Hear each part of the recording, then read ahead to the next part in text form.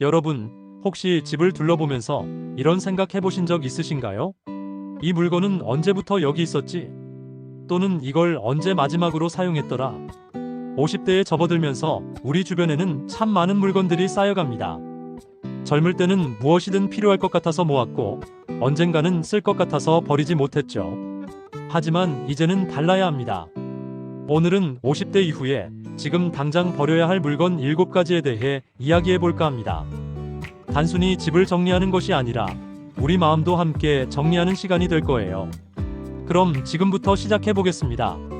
첫 번째로 버려야 할 물건은 바로 유통기한 지난 약입니다. 여러분, 약통이나 약상자를 열어보세요. 아마 깜짝 놀라실 거예요. 3년 전, 심지어 5년 전에 받은 약들이 그대로 있을 텐데요. 시청자분 중에 김미경 씨라는 분이 계시는데 최근에 약상자를 정리하다가 정말 놀라셨다고 하더라고요. 2019년에 받은 감기약부터 시작해서 2020년 무릎 아플 때 받은 소염제, 2021년 위염 때 받은 위장약까지 총 20여 개의 약이 유통기한이 지난 채로 있었다고 하셨어요. 저는 약이 아까워서 버리지 못했는데 사실 이런 약들을 보고 있으면 그때 아픈 기억이 자꾸 떠올라요. 또 아프면 어떡하나 하는 불안감도 생기고요. 김미경 씨의 말씀처럼 유통기한 지난 약을 보관하는 것은 단순히 공간 낭비가 아닙니다. 이것은 우리 무의식 속에 건강에 대한 불안을 계속 심어놓는 행위예요. 의학적으로 볼 때 유통기한이 지난 약은 효과가 떨어질 뿐만 아니라 오히려 해로울 수 있습니다. 특히 항생제나 인슐린 같은 약물은 유통기한이 지나면 독성을 가질 수도 있어요. 더 중요한 것은 심리적 측면입니다. 오래된 약을 보관하고 있다는 것은 나는 언제든 아플 수 있다는 불안감을 계속 머릿속에 담아두는 것과 같아요. 50대 이후에는 이런 불안감보다는 건강한 현재에 집중하는 것이 더 중요합니다. 그렇다면 어떻게 해야 할까요? 먼저 모든 약의 유통기한을 확인하세요. 지난 약은 즉시 약국이나 보건소에 가져가서 안전하게 폐기하시면 됩니다. 그리고 앞으로는 처방받은 약은 정해진 기간 내에 다 복용하는 것을 원칙으로 하시고 남은 약은 바로 폐기하는 습관을 기르시길 바랍니다. 이렇게 하면 우리 마음도 훨씬 가벼워질 거예요. 과거의 질병이 아닌 현재의 건강에 집중할 수 있게 되니까요. 두 번째로 버려야 할 물건은 안 맞는 옷입니다. 옷장을 열어보세요. 분명히 이런 옷들이 있을 거예요. 10년 전 입던 정장, 살이 빠지면 입으려고 아껴뒀던 원피스, 유행이 지났지만 비싸서 버리지 못한 옷들. 박정호 씨라는 시청자분의 사례를 들어보겠습니다. 박 씨는 올해 55세인데 여전히 20대 때 입던 옷을 보관하고 계셨어요. 사실 저는 옷을 잘 안 버려요. 특히 젊었을 때 입던 옷들은 더더욱 그래요. 그때는 참 날씬했거든요. 언젠가는 다시 그 몸매로 돌아가서 입을 수 있을 거라고 생각했는데 이제는 솔직히 무리인 것 같아요. 그런데 이상하게 그 옷들을 보면 그때의 자신감이 있던 제 모습이 떠올라요. 박정호 씨의 고백처럼 우리는 옷을 통해 과거의 자신을 붙잡고 있을 때가 많습니다. 하지만 이것은 현재의 자신을 인정하지 않는 것과 같아요. 50대의 몸은 20대와 다릅니다. 당연한 일이에요. 중요한 것은 현재의 내 모습에 어울리는 옷을 입는 것입니다. 몸에 맞지 않는 옷을 억지로 입으면 오히려 더 초라해 보이거든요. 또한 안 맞는 옷들이 옷장 공간을 차지하고 있으면 정작 입을 수 있는 옷을 찾기가 어려워집니다. 매일 아침 옷을 고르는 것도 스트레스가 되죠. 전문가들은 이렇게 말합니다. 옷은 과거의 나를 기념하는 것이 아니라 현재의 나를 표현하는 도구여야 한다. 안 맞는 옷을 버리는 것은 과거의 자신을 부정하는 것이 아닙니다. 오히려 현재의 자신을 사랑하고 받아들이는 것이에요. 이렇게 해보세요. 먼저 모든 옷을 입어보세요. 몸에 맞지 않거나 스타일이 맞지 않는 옷은 과감히 정리하시고 상태가 좋은 것은 기부하시고 낡은 것은 버리세요. 그리고 그 자리에 현재의 내 몸과 라이프 스타일에 맞는 옷으로 채우시길 바랍니다. 그러면 매일 아침 옷을 고르는 것이 즐거워질 거예요. 세 번째로 버려야 할 물건은 고장난 리모컨이나 시계입니다. 여러분 집에 이런 것들 있지 않으세요? 버튼이 몇 개 작동하지 않는 리모컨, 시간이 맞지 않는 시계, 배터리가 나간 채로 방치된 전자기기들. 이런 물건들의 특징은 뭘까요? 바로 익숙한 불편함입니다. 불편하긴 하지만 어떻게든 사용할 수 있어서 계속 미뤄두게 되는 거죠. 최영수 씨라는 시청자분의 이야기를 들어보겠습니다. 최 씨는 올해 58세인데 거실에 있는 TV 리모컨이 3년째 고장난 상태라고 하셨어요. 볼륨 버튼이 작동을 안 해서 매번 TV에 직접 가서 소리를 조절해야 해요. 처음엔 너무 불편했는데 이제는 그냥 습관이 되었어요. 운동도 되고요. 그런데 가끔 손님이 오면 정말 창피해요. 리모컨 좀 빌려달라고 하는데 제대로 작동하지 않으니까. 최영수 씨처럼 우리는 종종 불편함에 익숙해집니다. 그리고 그 불편함을 괜찮다고 합리화하죠. 하지만 이런 것들이 쌓이면 우리 삶 전체가 불편해집니다. 특히 50대 이후에는 이런 작은 불편함들이 스트레스로 누적될 수 있어요. 매번 TV에 가서 소리를 조절하는 것, 시간이 맞지 않는 시계를 보고 계산하는 것, 이런 것들이 하나하나는 작지만 모이면 큰 스트레스가 되거든요. 또한 이런 물건들은 우리 집의 에너지를 떨어뜨립니다. 정리정돈이 잘 된 집에서는 마음도 편안해지는데 고장난 물건들이 여기저기 있으면 무의식적으로 불안감을 조성해요. 심리학에서는 이를 환경 스트레스라고 부릅니다. 우리가 의식하지 못하는 사이에 주변 환경이 스트레스를 주는 것이죠. 그렇다면 어떻게 해야 할까요? 먼저 집안을 둘러보면서 고장난 물건들을 찾아보세요. 그리고 이렇게 자문해 보세요. 이 물건을 고치는 데 드는 비용과 시간이 새로 사는 것보다 합리적인가? 대부분의 경우 새로 사는 것이 더 경제적이고 효율적입니다. 특히 오래된 전자기기는 수리비가 새 제품값과 비슷한 경우가 많아요. 고장난 물건들을 정리하고 나면 정말 신기한 일이 일어납니다. 집안이 훨씬 깔끔해지고 마음도 상쾌해져요. 그리고 일상생활이 훨씬 편해집니다. 네 번째로 버려야 할 물건은 오래된 고지서와 서류입니다. 여러분 집에 이런 것들 쌓여 있지 않으세요? 5년 전 전기요금 고지서, 이미 해지한 보험 서류, 옛날 은행 거래 내역서, 아이들 어릴 때 학교 가정통신문 같은 것들이요. 이런 서류들을 보관하는 이유는 대부분 나중에 필요할 수도 있어서입니다. 하지만 실제로 필요한 경우는 거의 없어요. 김순옥 씨라는 시청자분의 경험을 들어보겠습니다. 김 씨는 올해 52세인데 최근에 서류 정리를 하다가 정말 놀라셨다고 해요. 서류함을 열어보니 정말 어마어마했어요. 1995년부터 2020년까지 모든 공과금 고지서가 있더라고요. 25년치예요. 그리고 이미 성인이 된 아이들의 초등학교 가정통신문도 고스란히 있고 왜 이걸 버리지 못했을까요? 혹시 나중에 필요할까 봐서였는데 솔직히 25년 동안 한 번도 찾아본 적이 없어요.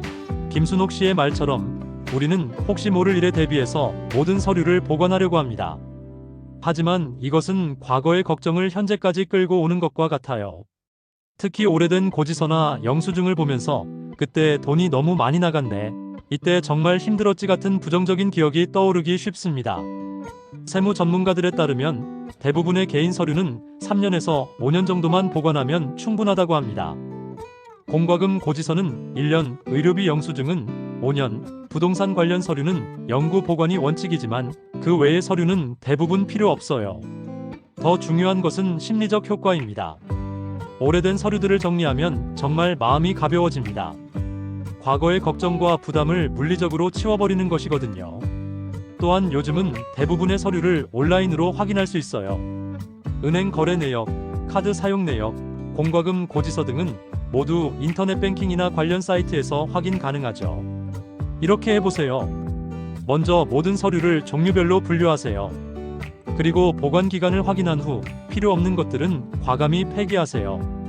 개인정보가 포함된 서류는 반드시 파쇄해서 버리시고요. 서류 정리를 마치고 나면 정말 신기한 기분이 들 거예요. 마치 과거의 짐을 내려놓은 것 같은 해방감을 느끼실 수 있을 거예요.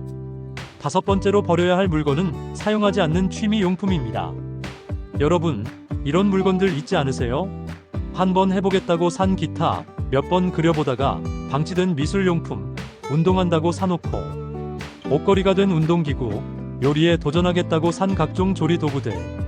이런 물건들을 보면 복잡한 감정이 들죠. 미련도 있고 죄책감도 있고 때로는 자책감도 생깁니다. 이정미 씨라는 시청자분의 이야기를 들어보겠습니다. 이 씨는 올해 54세인데 집에 취미용품들이 정말 많다고 하셨어요.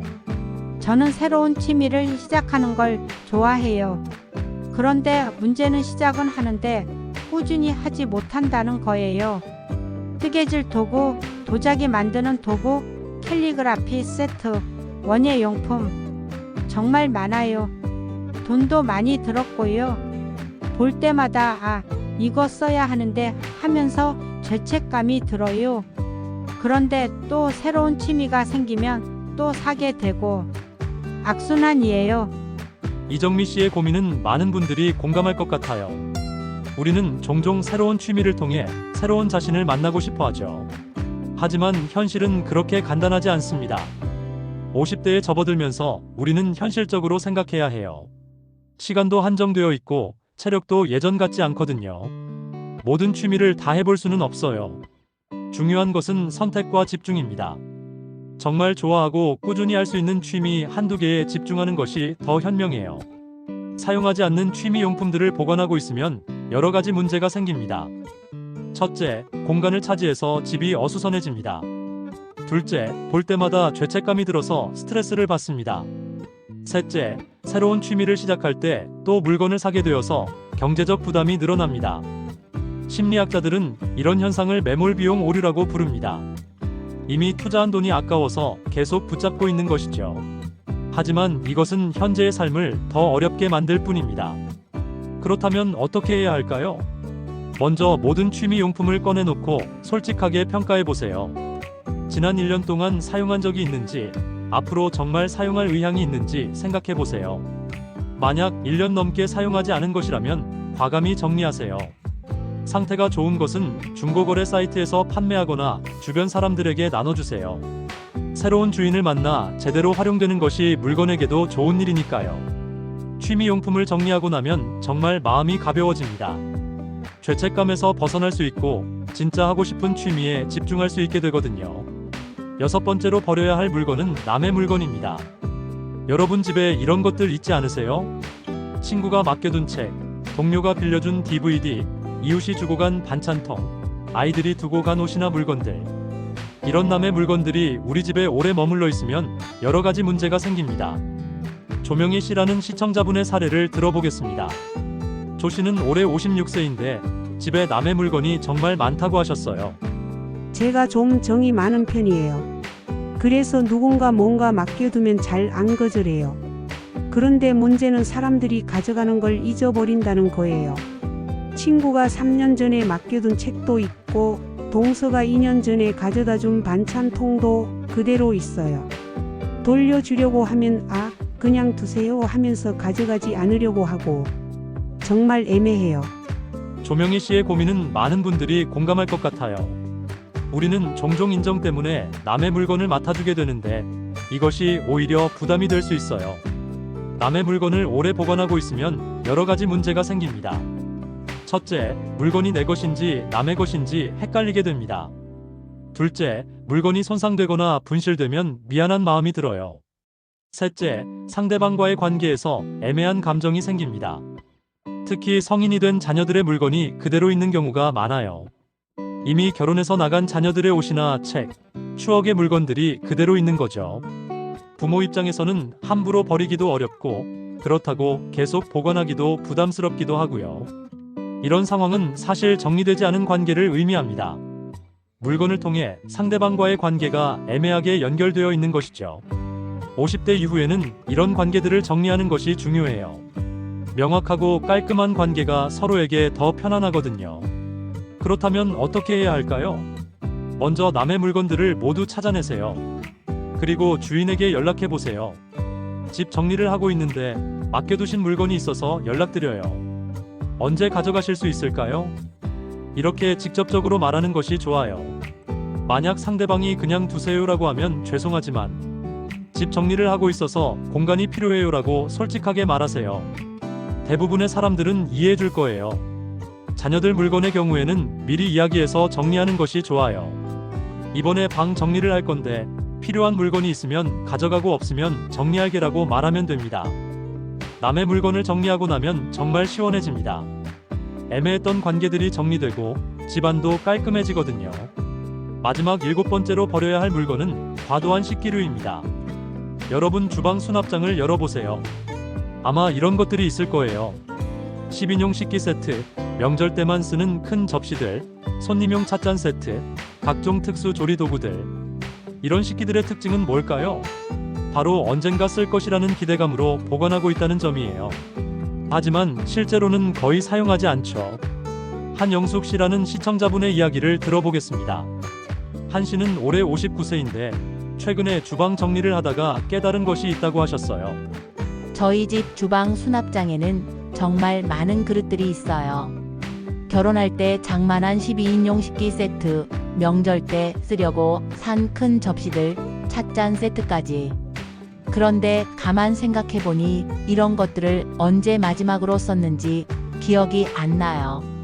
아이들이 어릴 때는 그래도 가끔 손님이 왔는데 이제는 정말 드물어요. 그런데도 계속 보관하고 있는 제가 이상해요. 한영숙 씨의 말처럼 우리는 종종 과거의 생활 패턴에 맞춰서 물건을 보관합니다. 아이들이 어릴 때는 친구들이 자주 놀러 왔고 명절 때는 친척들이 많이 왔죠. 하지만 50대 이후에는 라이프 스타일이 완전히 달라집니다.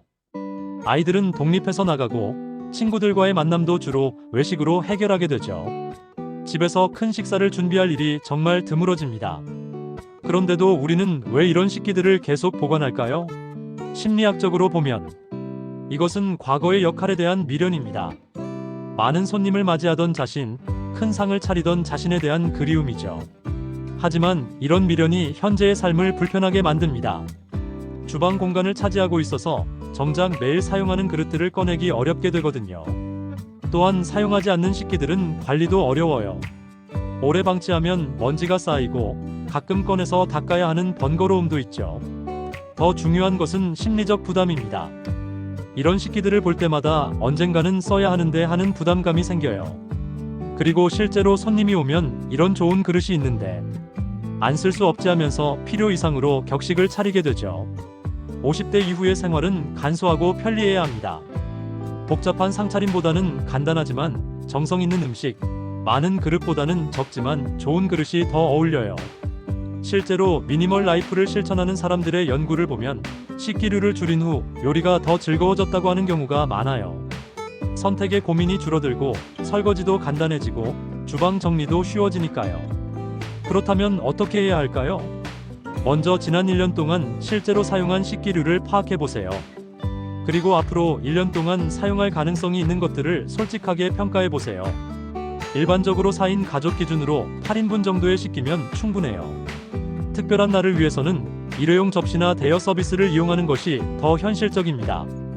정리할 식기들은 상태에 따라 분류하세요. 좋은 상태의 것은 필요한 사람에게 나눠주거나 기부하고 깨지거나 낡은 것은 버리세요.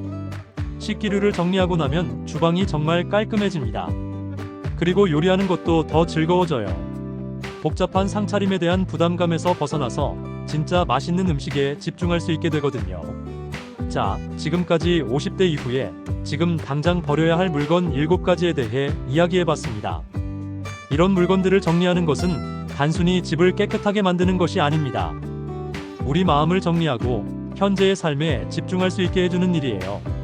50대 이후의 삶은 덜어내기의 시간입니다. 더 많이 갖기보다는 진짜 필요한 것만 갖기, 더 많이 하기보다는 정말 좋아하는 것만 하기, 더 많은 관계보다는 진짜 소중한 관계만 유지하기.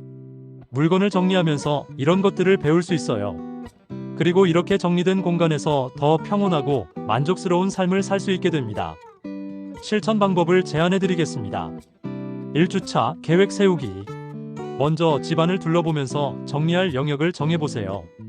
그리고 가족과 상의하여 정리 일정 잡고 정리에 필요한 정리 도구들을 준비해 두는 거예요. 박스, 라벨, 쓰레기 봉투 같은 것들을 구비해 두면 좋겠죠? 2주차 약품과 서류 정리. 유통기한 지난 약들은 찾아서 안전하게 폐기해요. 불필요한 서류들도 분류해서 파쇄 후 폐기하시고요. 정리를 하다 보면 나오는 중요 서류들은 따로 파일링해서 보관하면 진짜 필요할 때 쉽게 찾을 수 있으실 거예요. 3주차 옷과 취미용품 정리. 안 맞는 옷 분류해서 기부 또는 폐기하세요. 사용하지 않는 취미용품들도 정리하시고요.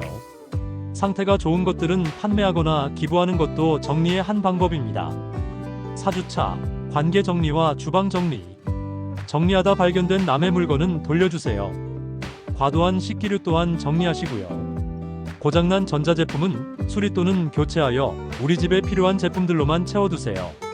그럼 이렇게 해낸 정리를 어떻게 지속적으로 관리할까요? 새로운 물건을 들릴 때는 정말 필요한가? 라고 스스로에게 3번 물어보세요. 한 달에 한 번 작은 영역 정리하기를 실천하세요. 마지막으로 하나 드리면 하나 버리기의 원칙을 꾸준히 지키시는 거예요. 여러분, 정리는 하루아침에 되는 것이 아닙니다. 천천히, 꾸준히 해나가는 것이 중요해요. 그리고 완벽하게 하려고 하지 마세요. 70% 정도만 해도 충분합니다. 정리를 하다 보면 추억이 담긴 물건들을 발견하게 될 거예요. 그때 너무 감정에 휘둘리지 마세요. 추억은 물건에 있는 것이 아니라 우리 마음속에 있는 것이니까요. 그리고 가족들과 의견이 다를 수 있어요. 특히 배우자나 자녀들이 왜 이걸 버리느냐고 할 수도 있는데 이때는 충분히 대화하고 이해를 구하는 것이 중요해요. 정리는 혼자 하는 일이 아닙니다. 가족 모두가 함께 참여할 때 더 의미가 있어요. 그리고 정리를 통해 가족 간의 소통도 늘어날 수 있거든요. 오늘 이야기가 여러분에게 도움이 되었길 바랍니다. 50대 이후의 삶은 새로운 시작이에요. 과거에 얽매이지 말고 현재를 살아가고 미래를 준비하는 시간입니다. 물건을 정리하는 것은 바로 그 첫걸음이에요. 불필요한 것들을 덜어내고 진짜 소중한 것들만 남겨두는 것. 그래서 더 자유롭고 행복한 삶을 살아가는 것. 여러분도 오늘부터 시작해보세요. 작은 것부터 천천히요. 그리고 정리하면서 느꼈던 소감이나 경험담을 댓글로 남겨주세요. 서로의 경험을 나누면 더 큰 동기부여가 될 거예요. 그럼 오늘도 시청해주셔서 감사하고 구독과 좋아요, 알림 설정까지 부탁드리겠습니다. 여러분의 건강하고 행복한 50대를 응원합니다.